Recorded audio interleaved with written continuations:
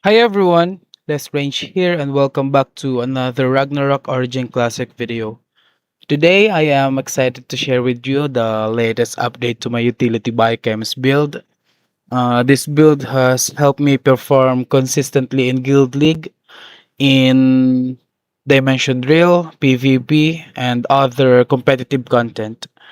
Today I'll be covering my equipment, cards, skills, stats, and other stuff you need to know while explaining why I chose each part of the build. So if you're looking to improve your utility biochemist, then this video is for you. So I hope you enjoy it. Let's go! At first, we go to my stats. Ito yung stats ko ngayon.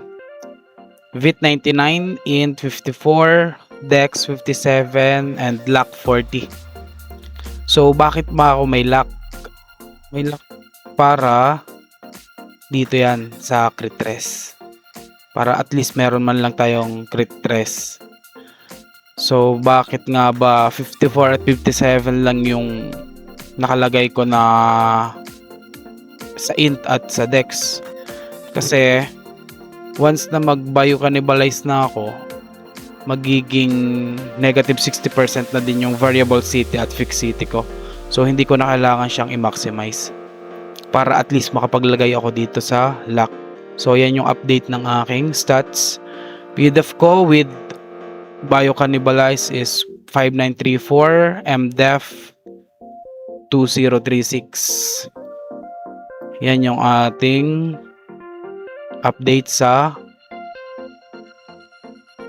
stats. So, punta naman tayo sa skills. Skills ko, first job, second job, and trans.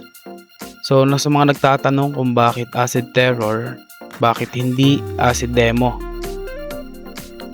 Acid terror na lang yung kinuha ko kasi isa lang naman yung habol ko, which is makabasag ng armor and cloak. So, I really don't mind kung mababa yung damage input ko as long as nakakabasag ako ng armor and cloak. Kasi kung ito din naman ang kukunin ko, kung imamax ko to, hindi ko naman mamamaximize yung pagiging utility.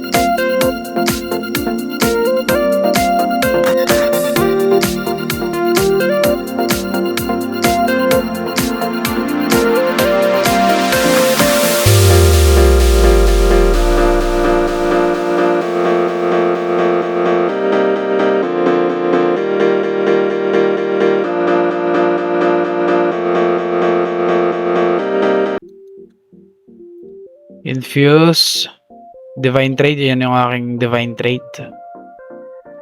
PvP damage bonus, Int, M attack, and Dex. My shield, I'm using Shadow Claws. And this is my Divine Trait. MDef, P damage and M damage reduction, PDef, and P damage reduction. And then dito naman sa armors, ito naman yung gamit ko. At ito naman yung Divine Trait. Flee, MDef, PDef, PV damage reduction.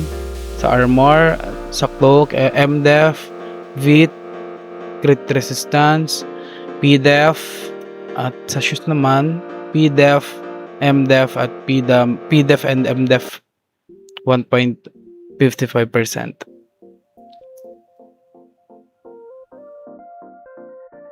So, punta naman tayo sa enchant. Ito yung enchant natin sa head. PvP technique, level 4. Improve MDef. Tapos MDef, PDef. Tapos improve PDef. Para ulit. Ito naman yung sa sub. Tapos vitality boost. Ipapalevel na lang yan lahat. Tapos Magic 7. Magic Boon 7 sa weapon. P damage naman, anti-P damage naman dito sa shield. Tapos anti-M damage dito sa cloak. Sa shoes naman ay anti-P damage. Sa accessories naman, Magic Boon pareho. Kailangan lang pataasin yung level. Tapos dito parehong PvP technique. Kailangan lang ding pataasin yung level. Wala nang papalitan dyan. Patataasin na lang yung level lahat. Yan na yan. As is. Punta naman tayo sa cards. Ito naman yung cards ko. Sa weapon, in-upgrade ko yung Hydranid Skeleton Worker natin. Ginawa ko ng 3-star pareho. Tapos, sa weapon, pwede nyo palitan yan. Kung talagang gusto nyo magpalit, pwede nyo ipalit to. Para may silence kayo. Tapos sa shield, nakaswerte tayo ng Edgar. Kaya, kahit wala tayong horn, malaki yung P damage reduction natin. Sa Edgar naman, you can switch with horn or you can use 2 Tara. Dito naman sa armor, I'm still using my Sasquatch. This is my favorite. Pero pwede nyo siyang palitan. You can switch with Ghost Ring kung mayroon kayong Ghost Ring or Angeling. Tapos dito naman sa cloak, I'm still using my Choco and Vocal. Pero pwede kayong mag-switch to Baphomet Junior para sa M damage reduction and P damage and M damage reduction. Basta i-level 1 nyo lang siya. I-1 star. Pwede yan, dalawa. Kung wala kayong vocal, tapos hindi nyo trip yung Choco, pwede ito ang gamitin nyo. Dalawa. Para sa P damage and M damage reduction. Sa shoes naman, yan pa din ang ginagamit ko. Moonlight tsaka Verit. Wala na akong pinalit dyan. Tapos dito naman sa accessories, nile-level up ko na lang yung rate ko.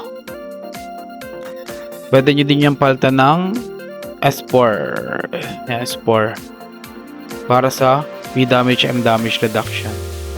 Tapos kung wala naman kayong Maya Purple, gamit kayo ng Horong. Tapos Osiris.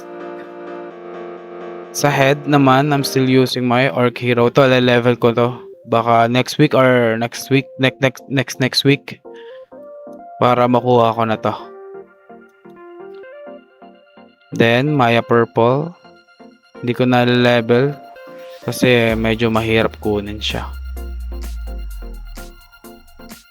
Ito naman sa Facewear. Ito, papalevel ko din to. Para makuha itong P damage and M damage reduction. 2% din yan. Itong dalawa. Sa mouthwear naman, I'm still using this too. Doppel. Para sa ito. Damage reduction versus medium enemies. Tapos dito naman, ito. Drake. Para sa P damage reduction. Tapos dito sa costume, wala pa tayo. Lalagay ko dyan ay Bapo. So, yun ang sa ating cards. Punta naman tayo sa feathers. Ito na yung feathers ko ngayon. Tier 7 na yung attack feathers ko. Hanggang pagbaba na yan. Tapos ang defense feathers ko 11, 11, 10, 10, at 10. So ganun pa din yung setup ko ng feathers, wala akong binago. Pero pwede nyo itong palitan ng day, itong light. Kung gusto nyo pang mag-add ng PDEF, MDEF, pwede nyo palitan siya ng day. Tapos etong makukuha nyo na light, pwede nyo siyang i-convert sa dark at i-add naman siya dito. Pero ako, okay na to sa akin sa ngayon. Tapos papalitan ko din to. Nag-iipon lang ako ng order.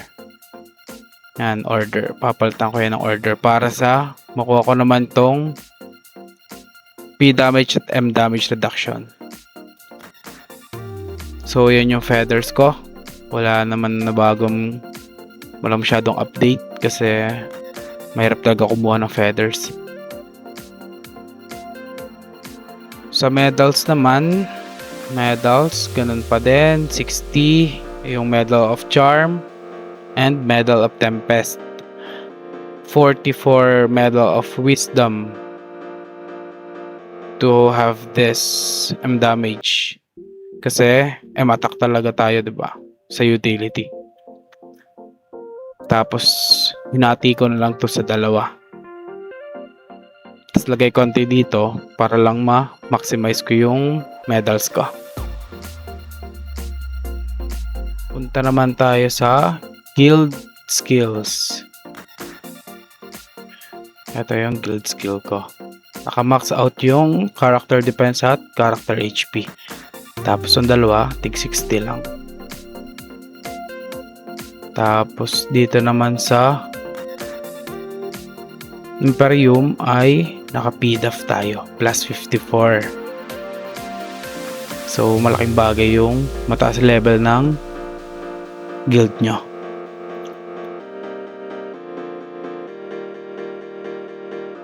At punta naman tayo sa mount. Mount ko level 49. Traits niya, ito, brave and charisma lang yung focus ko. Pero sa ngayon medyo dinadagdagan ko na ng pakonte-konte itong mga to para lang makuha ko itong mga to. P damage and M damage reduction. Sa equip naman, level 49 dexterity barding, sturdy barding level 49, strength barding level 49, and lastly this protector barding at level 29. Mas priority ko itong tatlo para makuha ko itong mga to. P damage, PDEF, MDEF, P damage reduction, tas to PVP damage reduction, max HP, then this PVP damage reduction plus 440. Ito naman, ang bigay lang kasi nito is yan. Kaya mas priority ko na lang kunin itong tatlo. I-49. Punta naman tayo sa pet. Ito yung pet ko. Squidget, Child of Earth, King Piggy and Bapo, Abyss Witch and Sohi. Dito sa support. Ito, nirarush ko na ito mapa level 5 to get this. Same with this.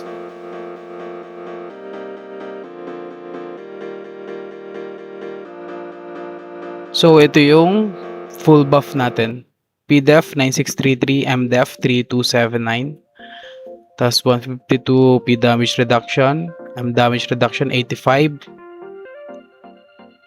M attack 63. So that's all for today, and thank you for watching. I hope you guys enjoy my video, and please don't forget to subscribe.